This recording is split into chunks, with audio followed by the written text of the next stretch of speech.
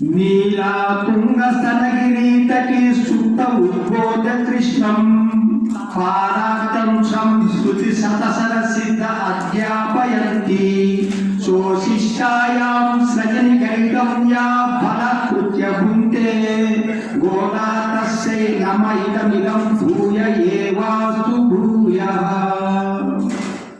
भूतं सरस्य महदावाय भट्टनाद श्री भक्तिसार कुलशेखर योगी वाहन भक्तांगिरेणु परकाल यतीन्द्र मिश्रान श्रीमत् परांकुश मुनि प्रणतोस्मि नित्यं भगवत बांधुलारा మనం ఇప్పుడు ఓంకారాన్ని 3 సార్లు చెప్పుకుందాం.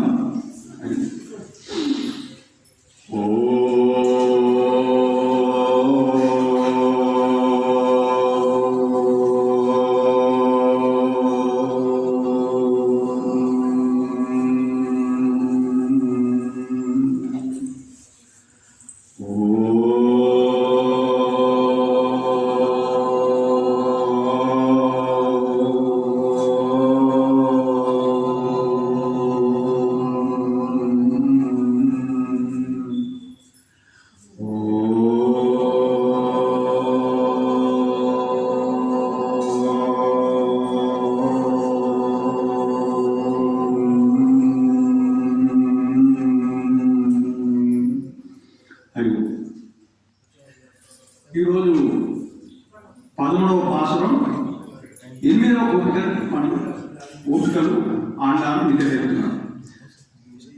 ఈ రోజట ఆ బృందావనంలో ఈ గోపికలు 2 జట్లు అయిపోయినాయి, 2 గ్రూప్. ఎందుకంటే ఈయన మనము బృందావనంలో ఉండి శ్రీకృష్ణుడు జన్మస్థానంలో ఉండి శ్రీకృష్ణుడు ఉండగా మీరందరూ శ్రీరాముని కీర్తన చేస్తారా? శ్రీరాముని కీర్తన చేయడం ఇది భావ్యమా? ఇక్కడ శ్రీకృష్ణుడు కీర్తన చేయాలి. నిన్న శ్రీరాముని కీర్తన చేసిన చెన్నీలంగై కోమాన చెత్త మనసు కిరియాను పాడు నీ వాయి తిరువాయి అని అంటే రాముని కీర్తన చేస్తారు. మీరు బృందావనంలో శ్రీకృష్ణుడు ఉన్నప్పుడు చేతడు ఉన్నప్పుడు రామచంద్రుని కీర్తన చేస్తారండి అని కొందరు గోపికలు ఆక్షేపణ చేశారు.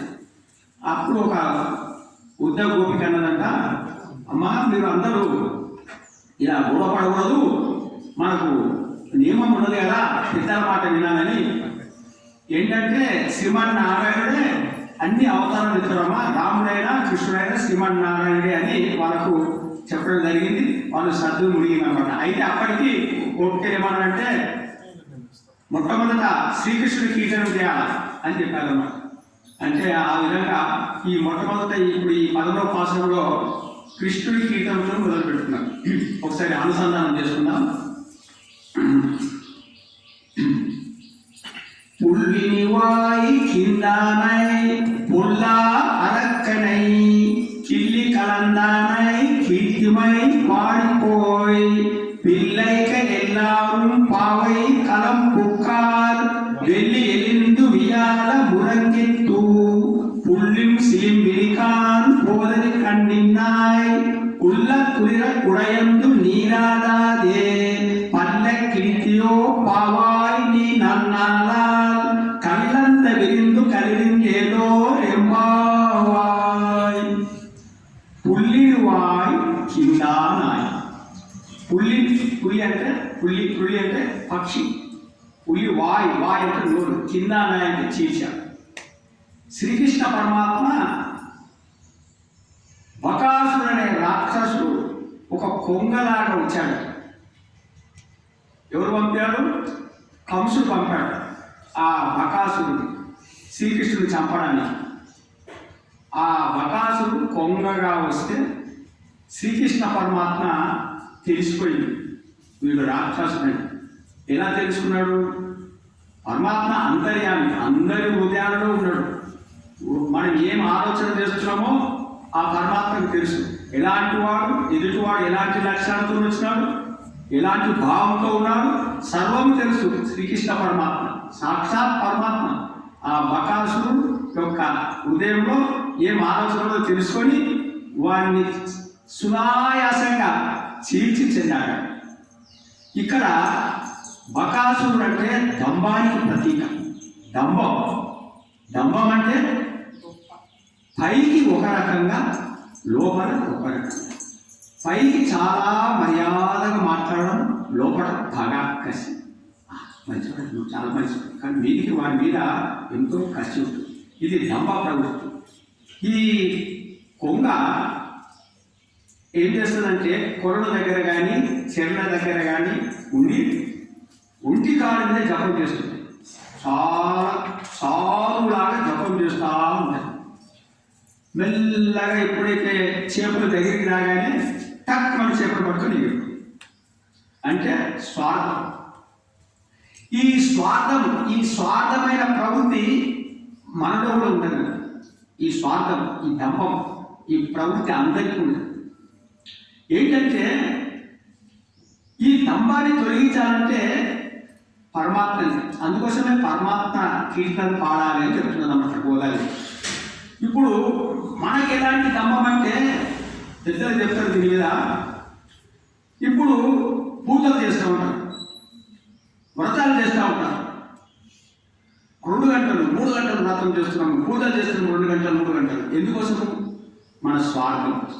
నేను సుఖంగా ఉండాలి, నాకు ఇది కావాలి పరమాత్మ దగ్గర నుంచి, నాకు ఉద్యోగంలో ప్రమోషన్ కావాలి, లేకపోతే నాకు తొందరగా పెళ్ళి కావాలి, లేకపోతే ఒక ఉద్యోగం కావాలి, ఇలాంటి కోరికలతో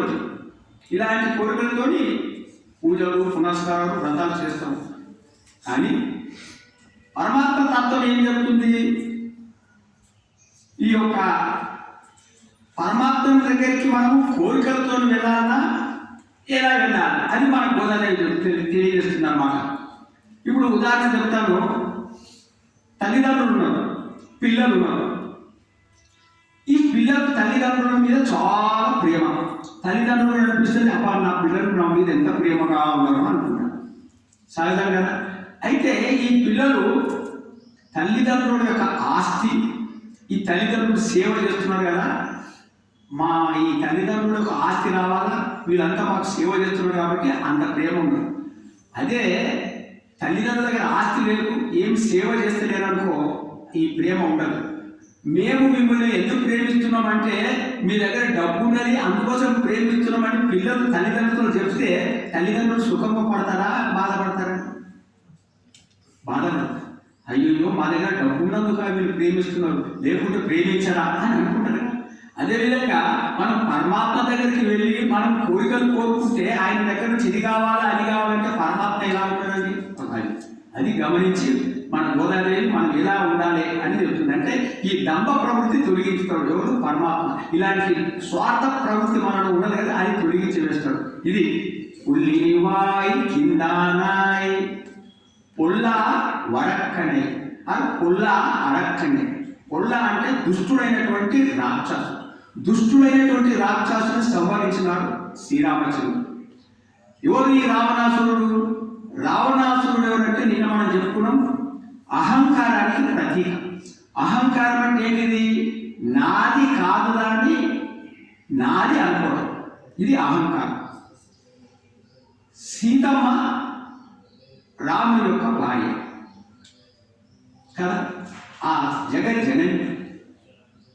రావణాసురుడు సీతమ్మను కోరుకొని నాది అనుకొని తీసుకువెళ్ళాడు. ఇతరుల సొమ్మును నాది అనుకోవడం అహంకారం. నాది కాని దానిని నాది అనుకోవడం అహంకారం. అది అహంకారం. ఈ అహంకారాన్ని తొలగించేవాడు ఆ పరమాత్మ శ్రీరామచంద్రుడు. ఏ రకంగా? ఉల్లా అరక్కనే అంటే ఆ రావణాసురుడు యొక్క 10 తలలట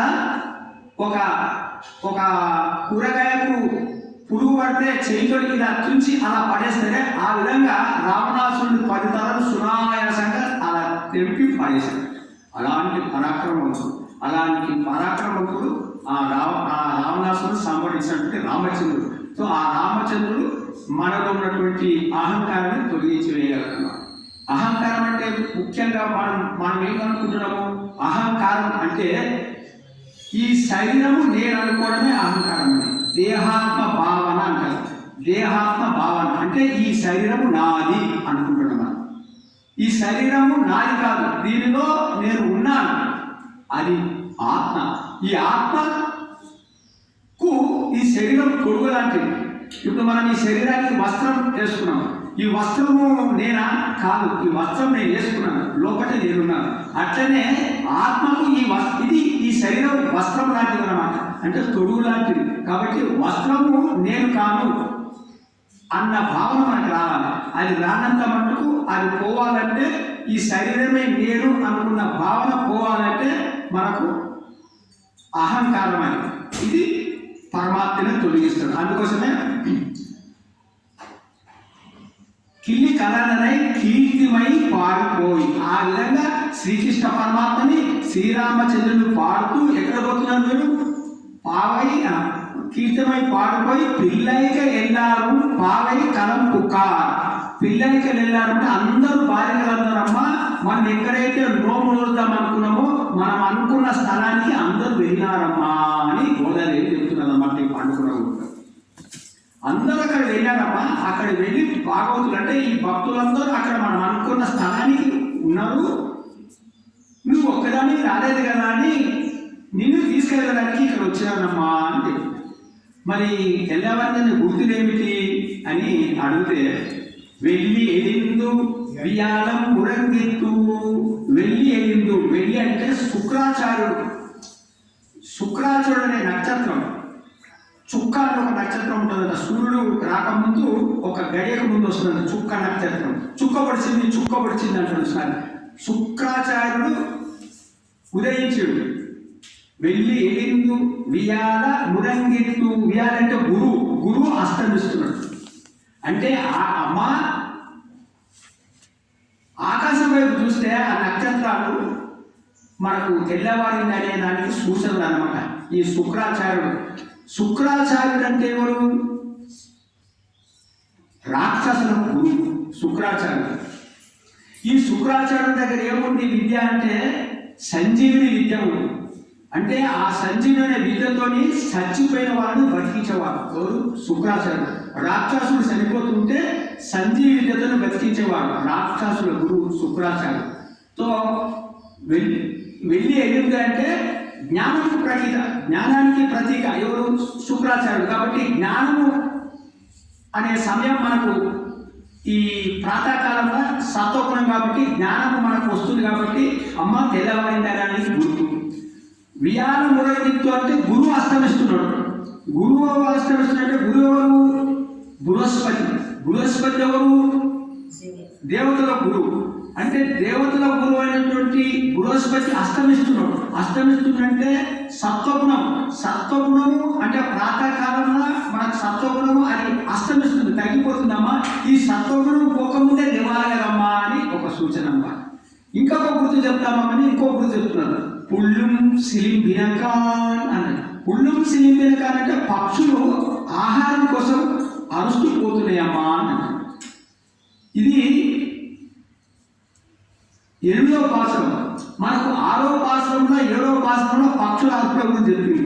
పుల్లుం సిలింబినకాన్ కీస్ 6వ పాశ్రంలో పుల్లుం సిలింబినకాన్ అని చెప్పింది. 7వ పాశ్రంలో కీస్ ఏకు ఆనై చాత. అక్కడ చెప్పిన పక్షులు అక్కడ భరద్వాజ పక్షులు మాట్లాడుతున్నాయి. ఏం సంకేతం అంటే అక్కడ గూట్లకెళ్ళి వెళ్ళినప్పుడు అరుస్తున్నాయి అన్నమాట. వెళ్ళిన తర్వాత భరద్వాజ పక్షులు మాట్లాడుతూ విడిపోతూ అరిచినాయి అన్నమాట. ఇక్కడ ఈ పాసురంలో 8వ గోపికను లేపుతున్నప్పుడు ఈ పక్షులు అరుస్తున్నాయంటే పక్షులు వెళ్ళిపోయి మార్గ మధ్యంలో ఆహారం కోసం అరుస్తూ అక్కడ తన తోటి వాళ్ళు కలిస్తే మాట్లాడుతున్నాయి అన్నట్టు ఆ విధంగా చెబుతారనమాట గోదావరితో.